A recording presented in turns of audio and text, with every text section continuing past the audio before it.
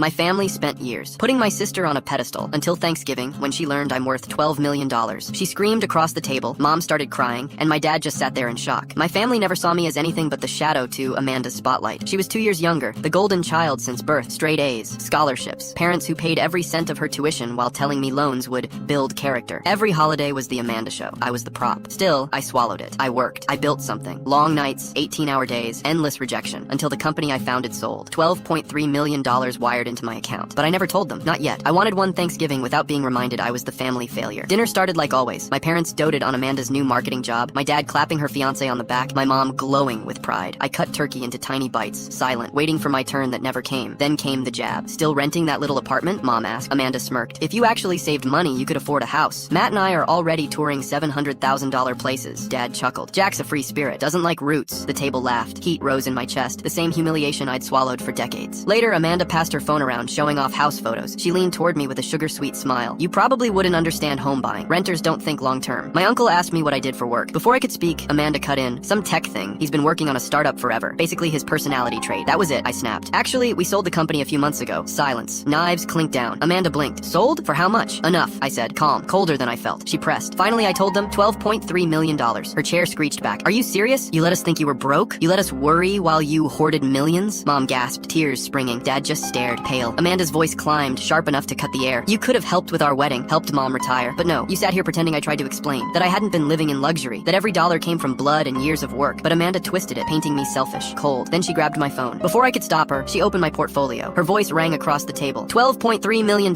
Look, he's been hiding it. She called Grandma right there at the table, turning the extended family against me. He doesn't care about us. Maybe you should rethink the will. That was the moment I walked out of their house, out of that role, alone, but strangely lighter. The fallout came quick, guilt-tripping texts, my parents hinting I should help with Amanda's wedding, relatives asking for favors. I ignored every single one. Then came validation I hadn't expected. Mr. Calderon, a family friend and lawyer, handed me a letter from Grandma. She'd written that she trusted me, not Amanda, with the family property. She worried about favoritism, about Amanda's entitlement. She wanted me to protect it. For the first time, I held proof. I wasn't crazy. I wasn't bitter. I'd been right all along. Amanda's wedding came next. I almost skipped it. Then I realized it was the perfect stage. At the reception, I took the microphone. My heart thudded like a war drum, but my voice was steady. I read Grandma's letter aloud. I announced I'd already paid off the property debts and filed legal notice of my rights. The whispers spread like fire. Guests turned to each other, murmuring. Heads tilted toward Amanda, toward me. My parents sat stunned. Amanda's face went pale, then crimson. You hijacked my wedding, she hissed. I smiled politely. You wanted me involved. Now I am. The room shifted. Suddenly, relatives were shaking my hand, praising me for responsibility, whispering about Amanda's greed. The tide had turned. Amanda had built her identity on being the star, and in one moment, I took the script and rewrote it. Standing there, watching her choke on her own fury, I felt the years of humiliation peel away. I wasn't the scapegoat anymore. I was the one holding the keys.